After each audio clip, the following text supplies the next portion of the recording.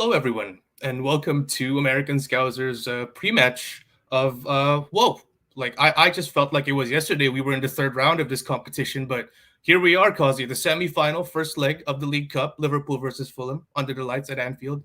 Welcome, everyone, and it's me, John, your host for this pre-match, and of course, joined by my boy Kazi. Kazi, how are you doing? I'm good, brother. Yeah, I feel like we're just like the midweek duo now, aren't we? This is Right, what we right. do. Like It's just exactly. like Like we're having like a little especially midweek catch up about the Reds. It's lovely, isn't it? It's yeah, lovely. yeah. Like, and especially when I'm hosting, it just starts off with me and Kazi, and then everyone just joins in. So like, this is like it's like a tradition at this point. It is. So yeah, I yeah, like it. I'm all for it as well. So yeah, well, everyone getting into that lineup. Obviously, we got the news of Trent being injured, so it was kind of a question as to how we would be, looking to line up against this really big game. So let's start with our lineup here. Obviously, still not a fan of this whole numerical order. By the way, I mean, obviously, we're as Liverpool fans, we're kind of familiar with how Klopp typically sets up the team, but it still bugs me quite a bit now. Kazi, with this lineup, any standouts or surprises? Or I believe you told me at the start that you did not fancy it at all. Why is that? No, I hate the lineup. I hate it. I think the defense is fine. I would have Right. started Conor Bradley. I think he was Bolton's player of the year last year. I believe it was a Bolton or Preston. I can't remember, but I think he was their player of the year last year. Right. They were a massive fan of him. Thought he played really well for 20 minutes when he came on against the people forget Martinelli, very tricky winger, who had only just come on himself. So he was fit. He didn't start the game, but he came on. So it wasn't like he's playing against a tired Martinelli. He's playing against a fully fit strength Martinelli. And I thought he handled him really well. So I would have started Bradley for this game. It's the Elliott situation for me. It looks like Elliott might start in the front three on that Mo Salah side. I wanted that for the FA Cup game. I wanted him in that front three, but his lack of pace kills us, especially on the counter. So it didn't work really in the first half against Arsenal. And when he put him back into the number 8 in the second half, I actually thought he was the best player on the field, especially for Liverpool. Right. I thought he was excellent, really good going forward. So it looks like that's what he's going to do, is put him back on the wing, which I hate, really. I do not like it at all. And if I was Nunes and Gakpo, I would be having a serious word with myself, really, of why you can't be starting in this front three when the best player in the front three is no longer there. So, yeah, mate, not a big fan of it at all, but we'll see how it plays out. Yeah, on that subject of Nunez and Gakpo, like obviously, here at American Scouser, with the exception of Anan, we're a bit critical with Nunez lately. But I mean, we'd at least concede that he's way better on the left wing. And this certainly looked like a game where, considering how Diaz was moved to that right side, we started getting more joy against Arsenal, particularly in those last 20 minutes, Kazi. So what kind of what reasoning goes into what's Klopp's reasoning, I guess, for having him come off the bench? Maybe he's going for like a tired leg sort of deal, knowing that Fulham is probably going to be a bit vulnerable towards the end of the game when we'd assume they'd probably try and absorb pressure and hit us on the counter for this kind of game. So yeah, I think Fulham, if you're Fulham right now, you probably take a 2-1 defeat. Right. And then take you back to the cottage and go, we'll score at the cottage and then go from there. That's what you're probably thinking. The only thing that I've got in the back of my head, mate, why he's gone for this is that one of the lads, Gakpo or Nunes, just might be carrying something small and he just can't afford any more injuries. And maybe it's that. Maybe he's thinking Elliott on the left, Diaz on the right, maybe. And just go, you know what, lads, just both come in on your favourite foot.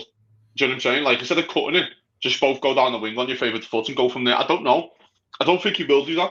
Right. To be honest, I think he will. I think it will be Elliott on Salah's side.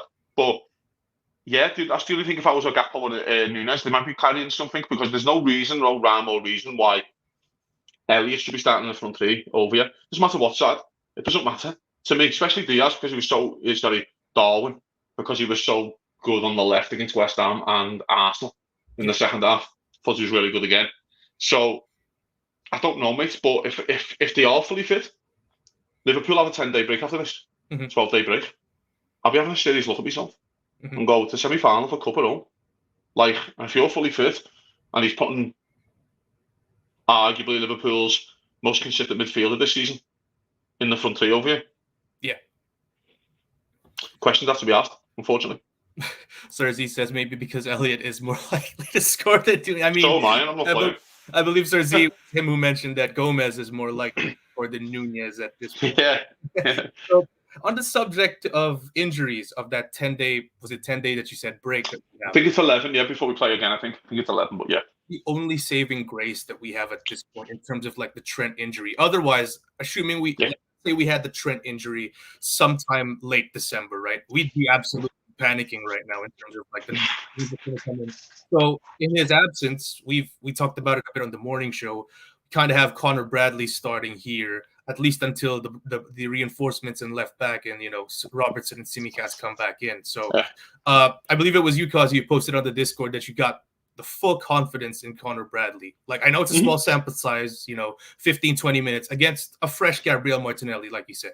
It's not a tired Martinelli, it's a full one, and he made a good, he pretty much showed that, he belongs in this team. He'd probably get an opportunity. So how much do you think in terms of like the jitters and like the early game sort of, nerves is going to come into him? Because obviously this is a very big game and he's deputizing the best right back in the world. So you think that's going to play a part, or you think he's just going to be as solid as he was, coming in from the cold, mind you, like from the cold, like he hasn't played a game until that one. So like, how do you think it's going to be for him? I think, listen, he's going to be nervous, isn't he? Which is, there might be a few misplaced passes in the first 10, 15, but I'm sure that, the centre halves who are going to be very experienced, they're going to be talking through the game and making sure everything's good for them. You know what I mean? Because he is a kid. He is playing against Willian, who can be tricky on his day. His days are few and far between these days, but maybe this is the day he does want to show up. We know how good of a football player he was. But Liverpool are going to be a bit more of a 4-3-3 without that inverted role. I cannot see Bradley stepping into midfield and trying to dictate play and stuff like that. You'd have me a little bit out of a very small sample size, like Nathaniel Klein, where he's just a very basic 7 out of 10 player every week. Yeah, which is absolutely fine. For most clubs in the world. Do you know what I mean? Just come in, do your job, solid right back, and go from there. We don't need him to start being that Trent role. Trent is a very special case. He's a very, very special footballer, and he's very unique. So you're building a role around Trent. Let's get it right. This new team and this new formation is built around Trent Alexander-Arnold. Yeah. And there's the reason why Liverpool are top of the league and going for 4 trophies is because it's based around him. So I don't feel like Bradley can do that. But I also think he trusts Gomez to do that, because Gomez is very good on the ball. Gomez, it's actually an underrated trait, I think, of Joe Gomez, how good he is on the ball.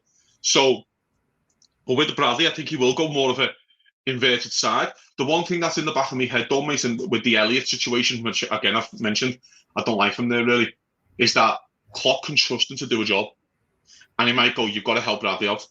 You've got to help the kid out." Do you know what I mean? Like, and he trusts Jones, and he trusts Elliott because they've been here the longest. And he knows they can, when he sets them a task, he can do it for them.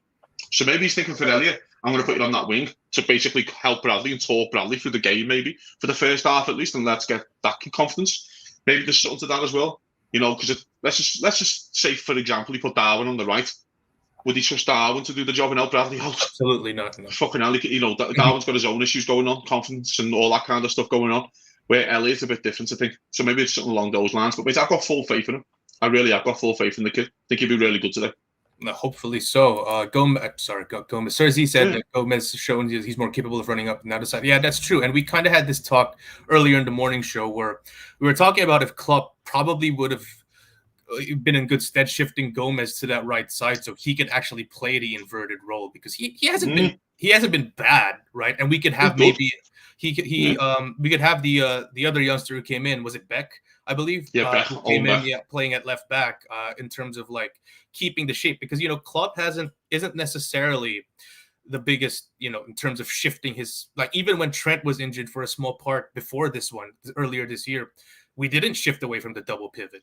So we were kind of thinking that maybe putting Gomez on that right side would, kind of push him to, your own back problem though. Of course, mate. Yeah, but your own back problem is that if he plays for Liverpool, he can't get loaned out again because he can't play for 3 clubs in a season. That's his own back problem.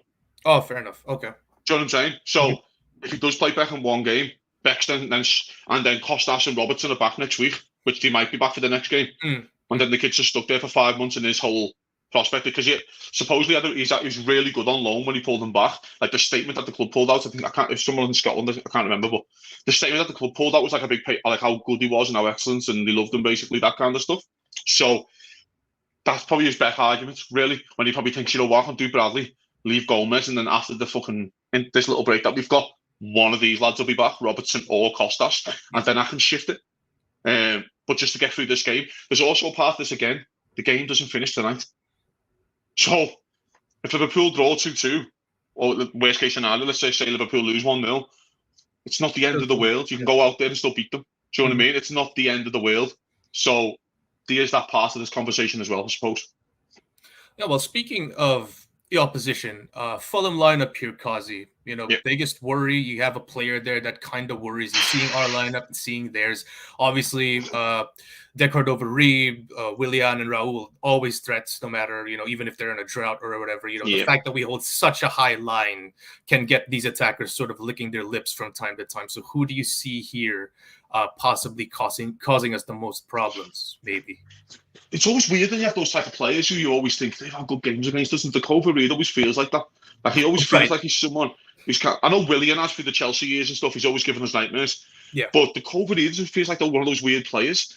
I can't remember John Walters of Stoke used to score every time. I fucking kill him. Do you know what I mean? And he's an Everton fan as well, doesn't know? But and it's like those type of players where you just think they always have a good game against you. I always feel like Decordova-Reid's like that. Really, maybe I'm just thinking of his maybe little cameos when he comes on for 20 minutes and he just looks lively. And in my head, that's just kind of stuff. But yeah, listen, it's a good team. It's a very solid team. When you actually look from especially the top six, Paulinho, Reid, Decordova-Reid, Pereira, Willian and Raul. It's a solid Premier League team. Yeah. They're there on merit. They're not there because they fucking won the lottery. They're there on merit. They're in the semi-final on merit. It's the same with Middlesbrough last night. So Liverpool have to go out and be super respectful of them, you know what I mean, and give them all the respect they deserve. But Liverpool are at home. I think as much as they're good, Liverpool are at home, and there's also a part where Fulham. The last thing Fulham want to be is 2-0 down after 20 minutes. Yeah, it's the last thing you want to be. You want to stay in the game. So I don't see Fulham really coming out. I don't see Fulham thinking we're going to get on the front foot and try and play our game and try and get a bit of possession. I don't see that happening. I think they want to be in the contest going back to the cottage. It's going to be nothing worse for Fulham getting beat 5-0 and then going back to the cottage for the dead rubber and you've got to play it. You know what I mean? So there's that point, I think, mate. So I don't think, as much as they are very good attacking, I think it's going to be a lot more set pieces and maybe a bit of counter-attacking, but that's about it, really. Yeah, Sparky says Willian versus Bradley would be very interesting. Yeah, I mean, talk about, as much as people joke about Willian being washed, he's still a very experienced winger. So, obviously Bradley's going to be put to the test there. So you did mention it, Kazi. You feel like Fulham's probably going to soak up a lot of pressure and try and hit us on the counter. Definitely not try to play us the way West Ham tried to play us in the last round, for sure. Right? No, definitely not, mate. It's two legs. Listen, mate. We're all Liverpool fans. We've all been away in Europe, right? Home and away. Every time you go away and you get the second leg at home, you always just think, don't get battered. Beat them in Anfield. That's how you think. Even when you're playing against a good side, you always think. I remember in 2009 playing Real Madrid away, and I was always like, just take 0-0. And Ben Ayoun scored me 1-1-0, and then beat them 4-0, of course, in the second leg. So, but I always remember that mentality, just don't get battered. Just get them back to our ground with a chance. So that's what I'm saying. I think if you offered Fulham now a 2-1 defeat, I think they can't take it in a weird way. I think we'll just beat you at home. Like they're going in full of confidence. You just beat Arsenal at home. So they might think to themselves, well, we'll fancy it at home. Do you know what I mean? But then also, it's in a weird way. This is how football is weird. Then Klopp will probably think the same. Not thinking we'll get beat, but he's probably thinking, fucking hell, if we can just keep this tight and I get Robertson and Costas and maybe 3 or 4 others back. And then I can look and go, then now I can go and really give you someone. Do you get what I mean? In the second leg, with the Costas and all that kind of stuff. So, yeah. Well, speaking of home field advantage, let me bring in Gordo here. 1/3 of the Wednesday crew. How you doing, Gordo? What's going on? How are you?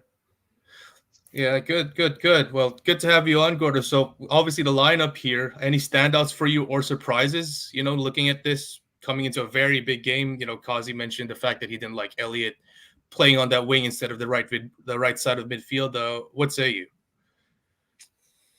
I think the first thing that stands out to me is that I think we joked about it on one of the pre-matches before the Europa League game with the numbers in numerical order. I think they they stuck Right. they stuck with that because I was like, wait a minute, hold on, because Gomez, Virgil van Dijk, Konate, and then I saw Diaz. And I was like, wait a minute, holy fuck. So that was that was my first thought looking at that. Yeah, I mean, it's good to see Bradley in there. I thought he, like we talked about earlier today, he only had like 15-minute run out. The game was basically already won at that point. But he did have a good showing. So today is a good test for him to see if he can start a game and get in the flow. I like Jones and Elliott up top, like atop of McAllister. I think we saw the same kind of slow start from him against Arsenal. It was kind of a rough going for him, but he was out injured. But I think he kind of highlights that the need of a true six here. So we'll see if he can bounce back and find some form on that. I actually, you know what? Is it Elliott, Jota, Diaz up top? Because now I'm seeing Gravenberch in there. So yeah, okay. It's I guess take your pick. We'll see how maybe that's why they did the numerical thing in order, because they don't know what the lineup is. Yeah, it's probably to confuse the opposition at this point, so they won't have an idea of how we're going to be lining up. Causing, in terms of the creativity, where do you see it primarily coming from in this lineup? We were talking about it this morning in the morning show. I fancied most of the outlet to come from maybe Jones and Elliott in midfield, especially since we're missing such a big part in Trent. The fact that Gravenberch is there, his penetration and his directness is going to be helpful. But against a low block, you kind of need that more, which we're expecting. Fulham is going to be, setting up as. We kind of need that bit more of that guile, that creativity. So where do you think that's going to be coming from here, from this group of players? Probably Elliott, because he is the smartest player on that team, probably, in terms of his brain. I feel like he always picks the right pass. He's very smart, man. I think his pass, he played a pass to Diaz on against Arsenal, it was unbelievable. Was it in the game? Was that 0-0? In the second half. I don't even know. It was on the counter attack. I don't know how he played. I don't know how he's seen it. It was an unbelievable pass. But him and Jones are probably our cleverest players. McAllister's a clever player, but Gravenberch is interesting because I think he had his best moments in a football match against Arsenal than he's had in a while. Yeah. I thought he played quite well when he came on. So he's interesting. I think Gravenberch at the moment for Liverpool, because he hasn't been playing well. We probably agree with that. I think he delays a bit too long on the ball sometimes. That's just youth. That's also youth trying to impress as well, because they want to try and do everything themselves and try and look like world beaters, when sometimes it's better just to come on and do the Jones and Elliott role and just keeping it simple and keeping the ball moving. So I'm expecting a big game out of him, mate. I really want to see him have a big game today.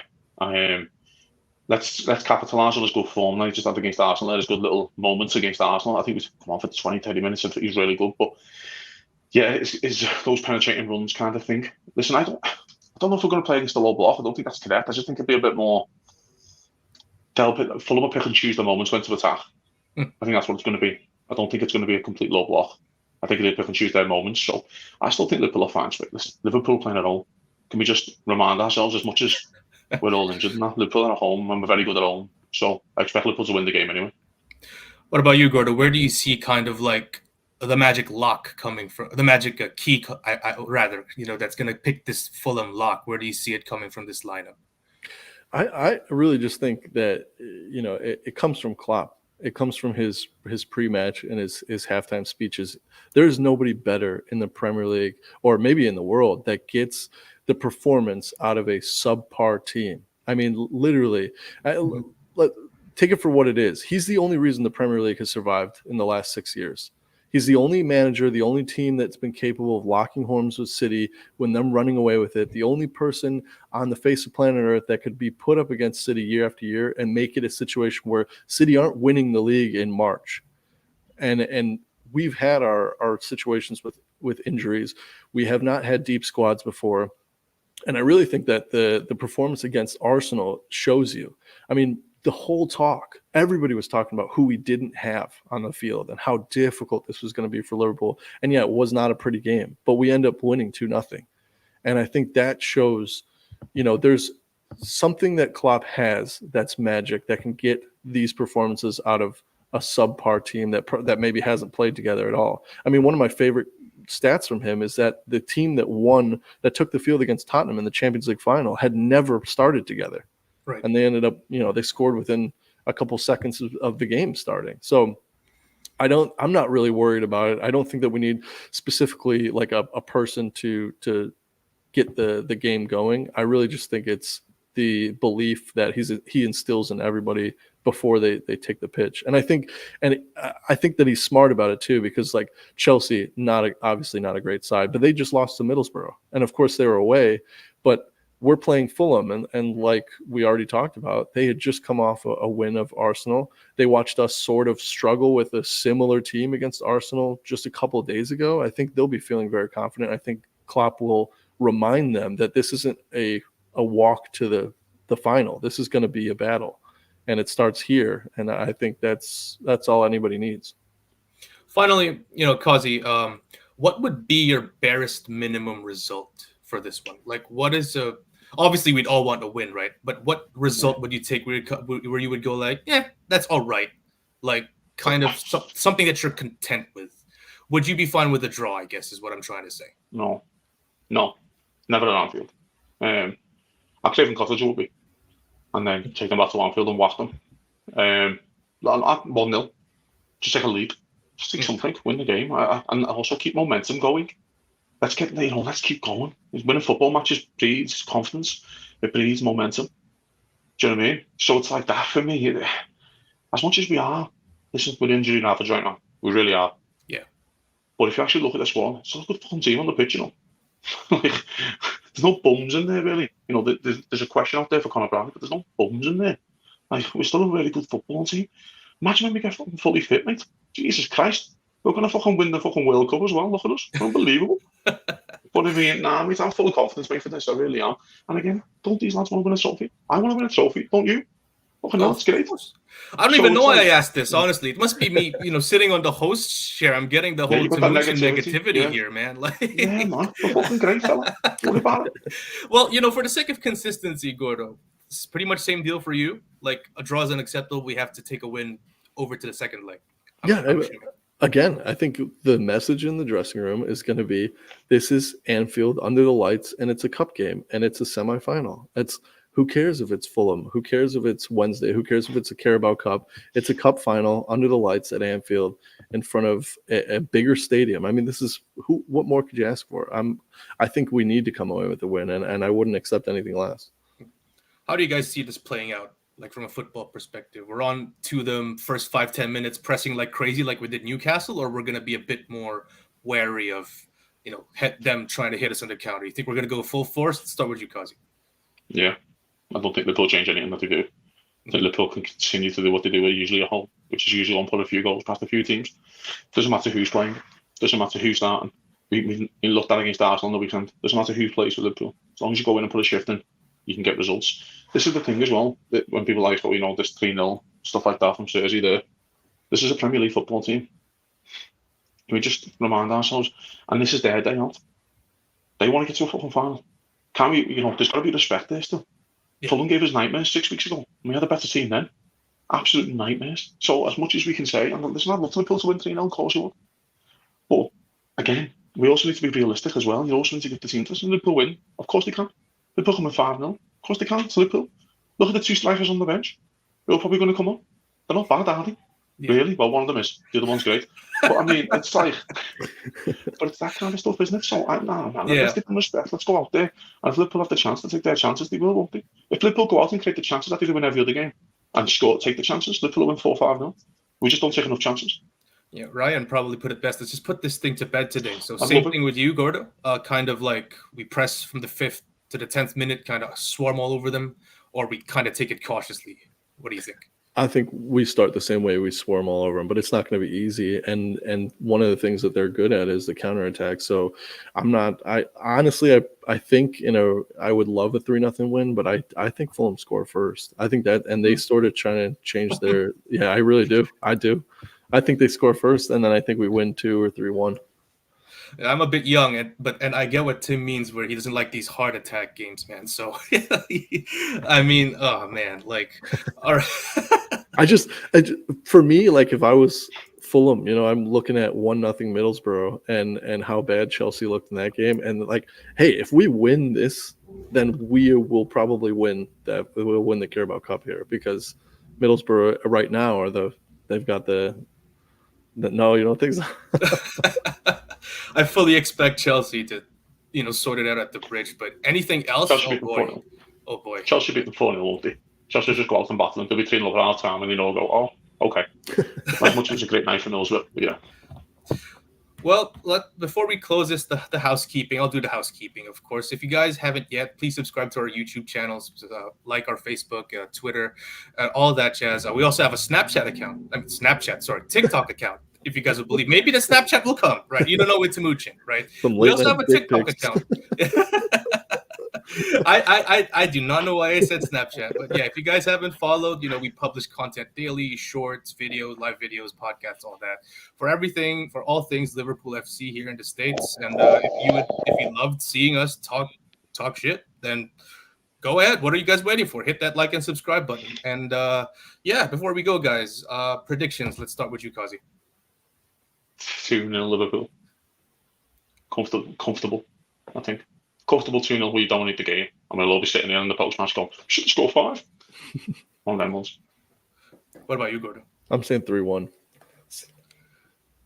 In honor of Timuchin, the Timuchin special. I'm also going to go with the Timuchin special with a 3-1.